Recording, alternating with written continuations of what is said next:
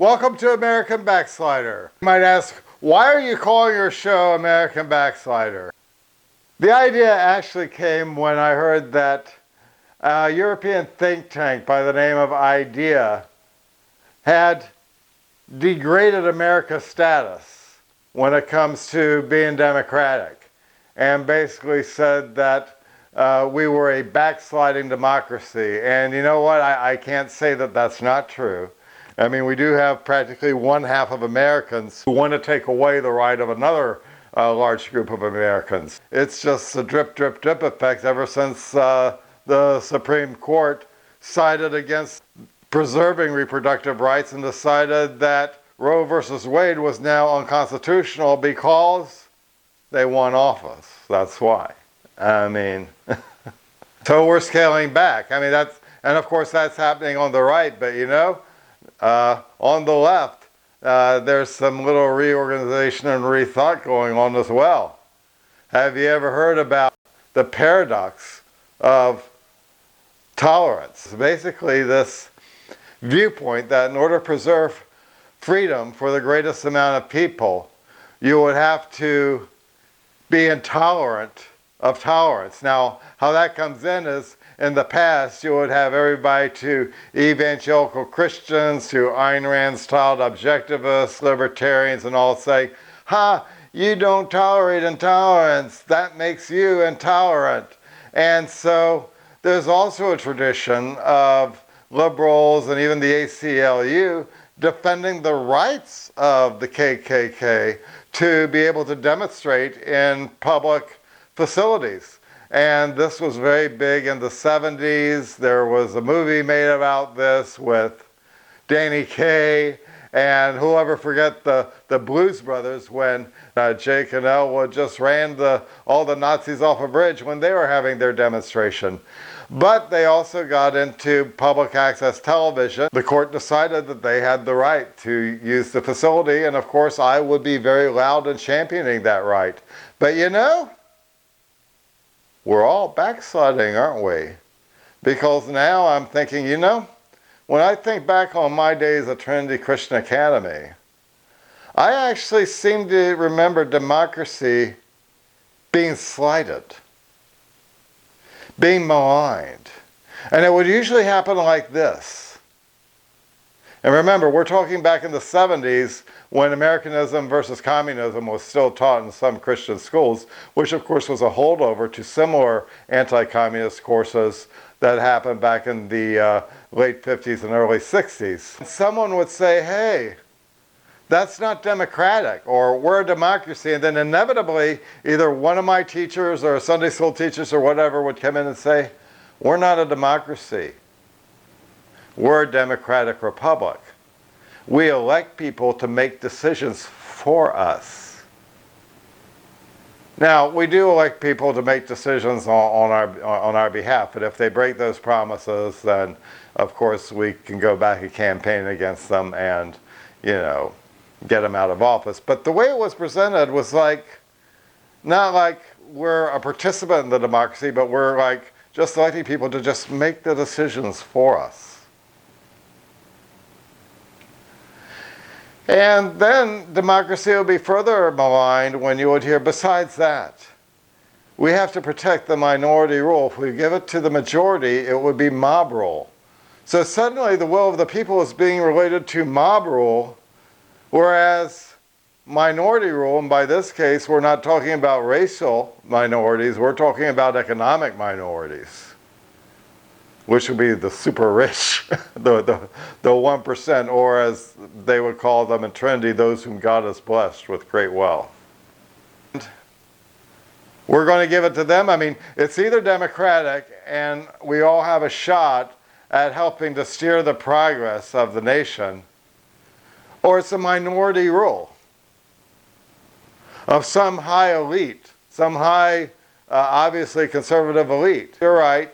The system is indeed a democratic republic. But the nation doesn't have to adhere necessarily to a certain economic system. There's nothing in the Constitution that says thou shalt be a capitalist all the days of your life. We can champion, we can amend the Constitution, it's not the Bible.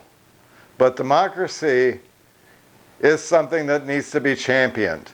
And democracy is not something that's exclusive to capitalism. You can have capitalism and it can easily turn into a dictatorship. As I think about the paradox of the tolerance of freedom, I think back, all the way back to the mid-90s when I had this conversation with TV legend Steve Allen, who I saw on a special about censorship, and he said right off, of course we need censorship. And I thought that was like the worst thing in the world. Oh my God, Steve Allen wants censorship. So when I actually got a chance to meet him, one of my first questions to him was about censorship. And here's what he had to say. In an MTV special about censorship, they gave a soundbite of you saying, well, of course we need censorship, but I don't recall if they ever actually gave you time to elaborate on that. So I'd like to give you time to elaborate on it. Do we need censorship? Sure, of course, I repeat, we need censorship, but we'll have to first decide what we mean by censorship. We already have censorship. They are called laws against libel and slander. That's one example of out-and-out censorship. You can't say certain stuff, folks, or if you do, you'll get arrested and put in jail. That is a form of censorship, and that form we need. Now, let's suppose you own a radio station somewhere, or a TV station, or a television network. Let's say you're running NBC, and somebody wants to book Andrew Dice Clay. He's a comedian who does mostly filth. And then he knows that, so I'm not criticizing him. I'm just pointing out that's like saying he has brown hair. He does filth, and he loves to do it, and he's proud of it. Are you really going to permit that on your network? You know you're not, because you know 7-year-old children are watching, and probably 80% of the nation will try to, scream your ears off if you do such a terrible thing. So you censor Mr. Clay, and good for you when you do.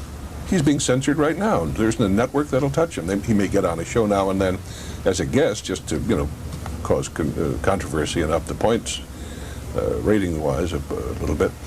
But when he appeared on that bastion of creative freedom, Saturday Night Live, they censored some of the words. You saw his mouth moving and the words had been censored out. So that's what I mean when I say, of course, we need some censorship. Mm-hmm. You should hold it to an absolute minimum. Ideally, there should be none.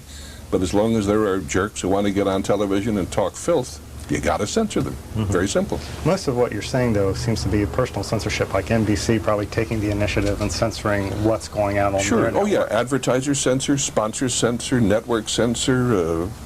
We all censor. In my house, I'm not going to permit people to come in and say anything they want, or, they may say it, but I'll say, please step outside.